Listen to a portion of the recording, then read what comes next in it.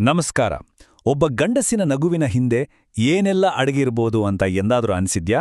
ಬನ್ನಿ, ಇವತ್ತು ನಾವು ಪುರುಷರು ಎದುರಿಸುವ ಕೆಲವು ಮೌನ ತ್ಯಾಗಗಳು ಮತ್ತು ಯಾರಿಗೂ ಕಾಣಿಸದ ಹೋರಾಟಗಳ ಜಗತ್ತನ್ನು ಒಮ್ಮೆ ಅರ್ಥ ಮಾಡಿಕೊಳ್ಳುವ ಪ್ರಯತ್ನ ಮಾಡೋಣ.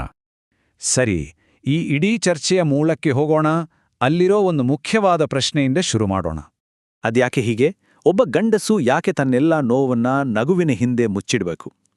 ಈ ಪ್ರಶ್ನೆಗೆ ಉತ್ತರ ಸಿಗೋದು ಜೀವನ ಮುಂದೆ ಸಾಗಿದಂತೆ ನಮ್ಮಲ್ಲಿ ಆಗೋ ಒಂದು ದೊಡ್ಡ ಬದಲಾವಣೆಯನ್ನ ನೋಡಿದಾಗ.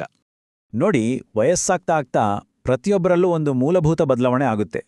ನಮ್ಮ ವೈಯಕ್ತಿಕ ಆಸೆಗಳು, ಇಷ್ಟಕಷ್ಟಗಳು ಎಲ್ಲವೂ ಹಿಂದೆ ಸರಿದು ಕರ್ತವ್ಯಗಳು, ಜವಾಬ್ದಾರಿಗಳು ಮುಂದೆ ಬಂದು ನಿಲ್ಲುತ್ತೆ.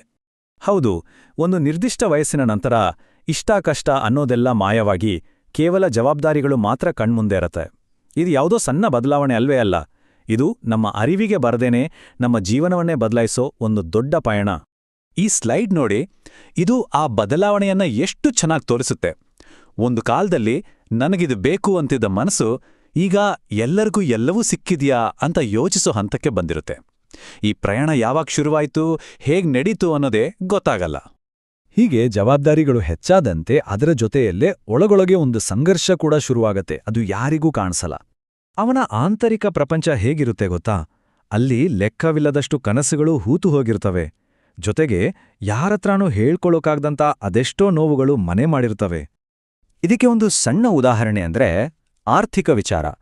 ಜೇಬಲ್ಲಿ ಒಂದು 100 ರೂಪಾಯಿ ಇದ್ರೂ ಸಹ ಅದನ್ನ ತನಗಾಡಿ ಖರ್ಚು ಮಾಡೋಕ್ಕೆ 1000 ಸಲ ಯೋಚನೆ ಮಾಡ್ತಾನೆ. ಆದ್ರೆ ಈ ಯೋಚನೆ, ಈ ಹಿಂಜರಿಕೆ ಇದು ಸ್ವಾರ್ಥದಿಂದ ಬಂದಿದ್ದಲ್ಲ.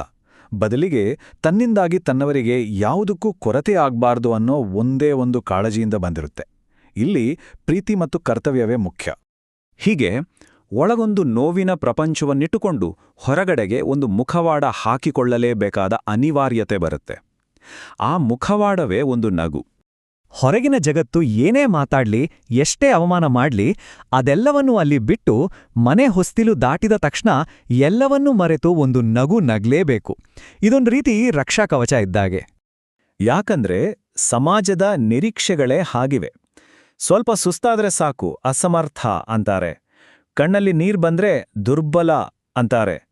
ಈ ರೀತಿಯ ಮಾತುಗಳಿಗೆ ಹೆದರಿ ಎಷ್ಟೋ ಸಲ ಭಾವನೆಗಳನ್ನ ಬಚ್ಚಿಡ್ಲೇಬೇಕಾಗುತ್ತೆ. ನೋಡಿ, ಇದೊಂದು ವಿಚಿತ್ರವಾದ ವಾಸ್ತವ. ಪ್ರತಿದಿನ ಪಡೋ ಕಷ್ಟ ಯಾರಿಗೂ ಕಾಣಿಸಲ್ಲ, ಅದು ಅದೃಶ್ಯ. ಆದ್ರೆ ಯಾವತ್ತೋ ಒಂದು ದಿನ ಆಯಾಸದಿಂದ ಕುಸಿದ್ರೆ ಆ ಒಂದು ದುರ್ಬಲ ಕ್ಷಣ ಮಾತ್ರ ಇದ್ದಕ್ಕಿದ್ದಂತೆ ಇಡೀ ಜಗತ್ತಿಡೀ ಕಾಣಿಸ್ಬಿಡುತ್ತೆ. ಅದಕ್ಕಾಗಿಯೇ ತನ್ನೆಲ್ಲಾ ಕನಸುಗಳು, ಜವಾಬ್ದಾರಿಗಳ ಭಾರದ ಕೆಳಗೆ ಸಮಾಧಿಯಾದ್ರೂ ಪರವಾಗಿಲ್ಲ ಅಂತ ಸುಮ್ಮನಾಗ್ಬಿಡ್ತಾನೆ. ಯಾಕಂದ್ರೆ ಅವನಿಗೆ ಮುಖ್ಯವಾಗಿರೋದು ಒಂದೇ: ತನ್ನನ್ನು ನಂಬಿದವರ ಮುಖದ ಮೇಲೆ ಅವರ ಕಣ್ಣಲ್ಲಿರೋ ಆ ಸಣ್ಣ ನಗು ಯಾವತ್ತೂ ಮಾಸಬಾರ್ದು. ಅದೇ ಅವನಿಗೆ ಎಲ್ಲಕ್ಕಿಂತ ದೊಡ್ಡ ಚೈತನ್ಯ. ಅದಕ್ಕೆ ಅಲ್ವಾ ಯಾರೆಂಗಾದ್ರೂ ಹೇಗಿದ್ದೀಯಾ ಅಂತ ಕೇಳಿದ್ರೆ ನಾನು ಆರಾಮಾಗಿದ್ದೇನೆ ಅನ್ನೋ ಒಂದು ಸರಳ ಉತ್ತರ ಬರುತ್ತೆ.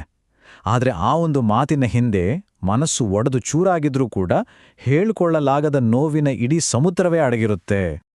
ಹಾಗಿದ್ರೆ ಈ ರೀತಿ ಮೌನವಾಗಿ ಹೋರಾಡೋ ಪ್ರತಿಯೊಬ್ಬ ಪುರುಷನ ಬಗ್ಗೆ ಏನ್ ಹೇಳೋಣ?